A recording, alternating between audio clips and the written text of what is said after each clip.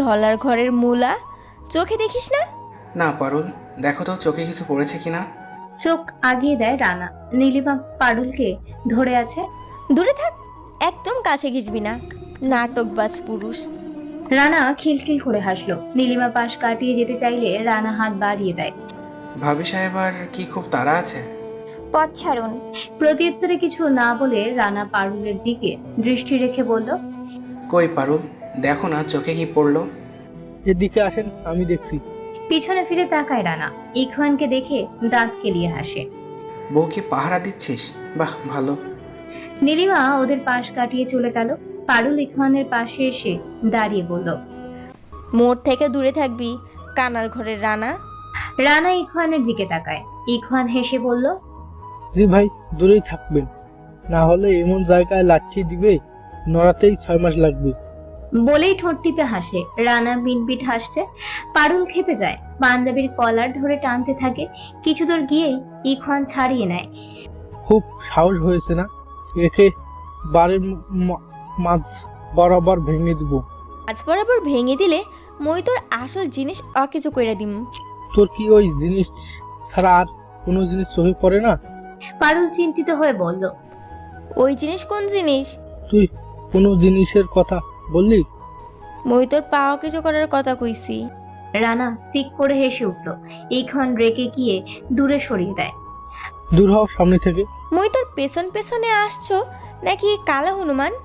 তুই যদি আরেকবার কালা হলমান বলিস, মেরে মাটি চাপা দিয়ে দেব বলে দিলাম। দে না দে, ওইটাই বাকি রেখেছিস, মোর জীবনটা নষ্ট করেছিস। কত স্বপ্ন দেখছো লতিফ ভাইয়ের সাথে বিয়ে হইবে, ছোট্ট একটা সংসার হইবে, নাদুস নুদুস একটা পুচকো হবে। এই আট ব্যাটারি থাম, আমার সামনে বালের পীড়িতের কথা বলিস না। সব সময় লতিফ ভাই লতিফ ভাই।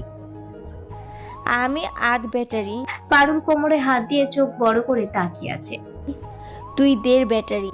কালা হনুমান, তেলা পোকা, উড়ু পোকা, টিকটিকি, বলদ, গরু, বান্দর, গন্ডার, পেঁচা, নেউল, ছাগল, হরিণের বাচ্চা। ইখওয়ান মুখ চেপে ধরে। থাম বোন, তোর পায়ে পড়ছি, আর বলিস না। রানা মনে মনে বিড়বিড় করছে আর সামনে পা বাড়িয়ে চলে যাচ্ছে। ইউখান বাবাজি, ফেসেছিস ভাই, ভালো জায়গায় ফেসেছিস। ইখওয়ান পারুলের মুখ চেপে ধরেই কক্ষে নিয়ে যায়। নীলিমা হন্তদন্ত হয়ে কক্ষে প্রবেশ করলো। ইকরাম পাঞ্জাবির হাতা গুটিয়ে পিছনে ফিরে তাকিয়ে বলল, মহারানীর সময় হলো তাহলে? এতক্ষণে স্বামীর কথা মনে পড়লো বুঝি? এইভাবে বলবেন না, এঁটো থালা বাসনগুলোতে ধুতেই তো একটু দেরি হয়ে গেল। একটু না, অনেক দেরি করে ফেলেছেন। এদিকে আসেন তো। ইকরাম এক হাত বাড়িয়ে দেয় নীলিমাকে। নীলিমা মুচকি হেসে হাত রাখলো। নীলিমাকে পর্যবেক্ষণ করে বলল, বাহ, কালো শাড়িতে তো তোমাকে খুব সুন্দর মানাচ্ছে নীলিমা। সব সময় কালো শাড়ি পরবে, ঠিক আছে? কিন্তু কালো শাড়ি তো আমার একটাই, জমিদার সাহেব। খুব চিন্তার বিষয়। ঠিক আছে, বন্দর থেকে নিয়ে আসবো। বলেই পিছন থেকে জড়িয়ে নেয় ইকরাম। নীলিমা মাথা তুলে বলল, কোথায় কোথায় জড়িয়ে নেওয়ার কি আছে শুনি? নীলিমার কপালে চুমু দিয়ে বলল, তুমি তো বউ, তুমি বুঝবে না। তাহলে বুঝিয়ে দিন, আমি তো আর অবুঝ না। ইকরাম ঠোঁট টিপে কিছুক্ষণ ভেবে বলল, এখন না, রাতে বুঝিয়ে দিব। কেন, কোথাও যাচ্ছেন? হ্যাঁ, একটু স্কুলে যাব, ওইখান থেকে জমিতে যাব। এসো, একটু ভালো করে জড়িয়ে নেই। ও সরুন তো, আগে বলুন আমি বাড়ি যাব কবে? কালকেই তো আসলে নীলিমা, আর আজকে বাড়ি বাড়ি করছো? ভাইজানকে খুব দেখতে ইচ্ছা করছে। ঠিক আছে, আমি আগে আসি, কেমন? নীলিমা হেসে মাথা নাড়িয়ে আচ্ছা বলল। ইকরাম নীলিমার নাকের ডগায় চুমু দিয়ে ছেড়ে দেয়। বাইরে থেকে মুবিনের কান্নার শব্দ শুনে নীলিমা দৌড়ে বের হয়। পিছনে যায় ইকরাম। মুবিন, কাঁদছিস কেন ভাই? মুবিন কাঁদতে কাঁদতে বলল, পারবুর স্বামী মারছে। বলেই আবারও কাঁদতে থাকলো। তুই নিশ্চয়ই দুষ্টামি করছিস। কি হয়েছে মোবেন? পারুল চোখ তুলে তাকায় ইকরামের দিকে। ইখওয়ান সাহেব নাকি মেরেছেন? কেন মোবেন, কিছু করেছো? পিছন থেকে ভয়ে দেখছিলাম। অপরাধীর ন্যায় মুবিন মাথা নামিয়ে নেয়। নীলিমা ধমক দিতে যাবে, তখনই ইখওয়ান বের হয়ে আসে। পিছনে আসে পারুল। নীলিমা বলে ওঠে, বাচ্চারা একটু দুষ্টুমি করেই একোয়ান, তাই বলে মারবি? নীলিমা উঠে দাঁড়ায়।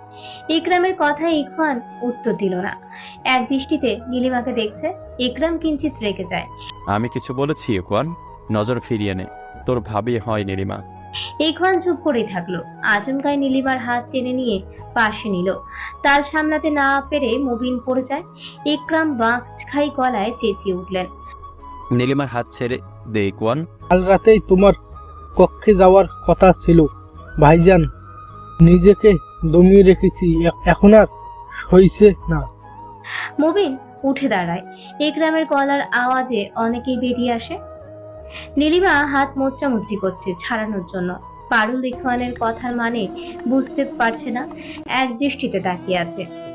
মানে কি বলতে চাচ্ছিস ইকওয়ান? সবাই জানো ভাইজান, নতুন করে তোমাকে কি বলবো?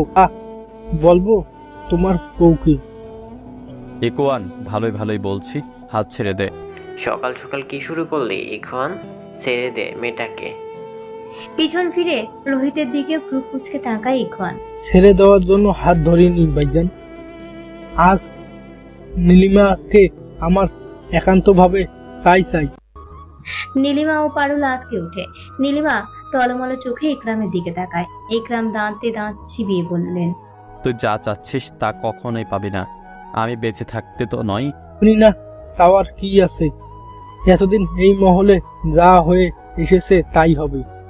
আমার বউয়ের সাথে এই মহলের কোনো নিয়মে চলবে না। আমার বউয়ের দিকে যে খারাপ দৃষ্টিতে তাকাবে তার চোখ আমি উপড়ে ফেলবো। আওয়াজ নিচে করেন ভাইজান, তাহলে আপনি যে এতদিন মনি।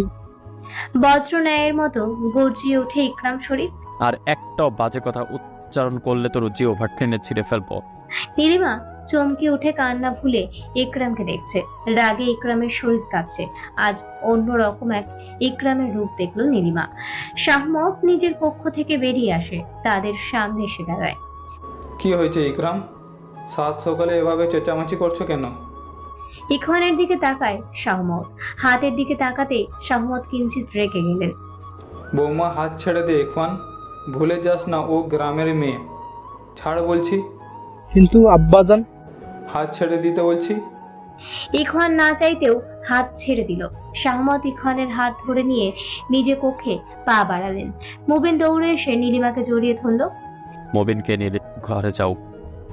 মুহূর্তের গলার স্বর শান্ত হয়ে আসলো ইকরামের। নীলিমা পুনরায় অবাক হয়ে তাকিয়ে দেখলো। পিছনে একবার দেখে মুবিনকে নিয়ে কক্ষে গেল। পারুল মাথা নামিয়ে হনহনিয়ে চলে যায়। আরেফা ও মনিকা পুনরায় রান্নাঘরের দিকে পা বাড়ায়। রোহিত ইকরামকে এক পলক দেখে সোফায় গিয়ে বসলেন। তখন রোকমান ঢুলতে ঢুলতে উপর থেকে সিঁড়ি বেয়ে নামলো। ইকরাম বুঝতে পারলো রোকমান কোথায় গিয়েছিল। এখানে এত কিসের আওয়াজ শোনা গেল? থেমে থেমে কথা বলে ধপাস করে সিঁড়িতে বসে পড়ল। আচমকা জোরে জোরে কাঁদতে থাকলো। ইকরাম ও রোহিত ভ্রু কুঁচকে জিজ্ঞেস করলো। রোকমান মাথায় হাত দিয়ে কাঁদতে থাকলো। ইকরাম বুঝতে পারলো রোকমানের নেশা কাটেনি, তাই আর না ঘেটে মাতাল হয়ে বাইরে চলে গেল। রোহিত পত্রিকা পড়ায় মন দিল। মাথা ঠিক আছে তো ইকরাম? কেন আব্বাজান, কি করেছি আমি? ও মহিদের বোন, অন্য কেউ না। তুই চাস গ্রামের লোকের কাছে আমার মান সম্মান সব ধুলে মিশে যাক? কিন্তু আব্বাজান, ওই মেয়েকে আমার চাই, এক রাতের জন্য হলেও চাই। সেটা সুযোগ বুঝে কোপ দিবি বেটা, এত তাড়াহুড়ো কি আছে? আমি যেন আর এসব নিয়ে বাড়াবাড়ি না দেখি। ঠিক আছে আব্বাজান। যা কক্ষে যা। পারুল সিঁড়িতে বসে কান্না অবস্থায় রোকমানকে দেখে এগিয়ে গেল। কি রে, তুই এভাবে কাঁদছিস কেন? তোরা এবার কে মারছে? রোহিত আর চোখে পারুলের দিকে তাকায়। রোকমান মাথা থেকে হাত নামিয়ে পারুলের দিকে তাকিয়ে থেমে থেমে বলল, কে আপনি বোন? মুই পারুল, এই মহলের বউ। আমার হবু বউকে দেখছেন? খুঁজে পাচ্ছি না।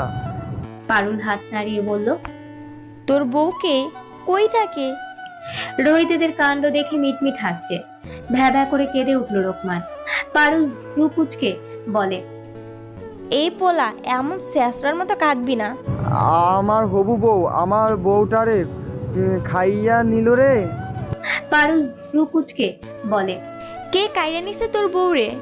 নামটা বল, ওর এমন জায়গায় লাথি দিমু মাইনছের বউ নিয়া পলানোর শখ মিটে যাইব। রোকমান হাবলার মতো তাকিয়ে উঠিয়ে দাঁড়িয়ে ঢুলতে ঢুলতে বলল, আপনাকে লাগবে না, আমি ওর আসল জায়গায় লাথি দিব, শালা বাইন।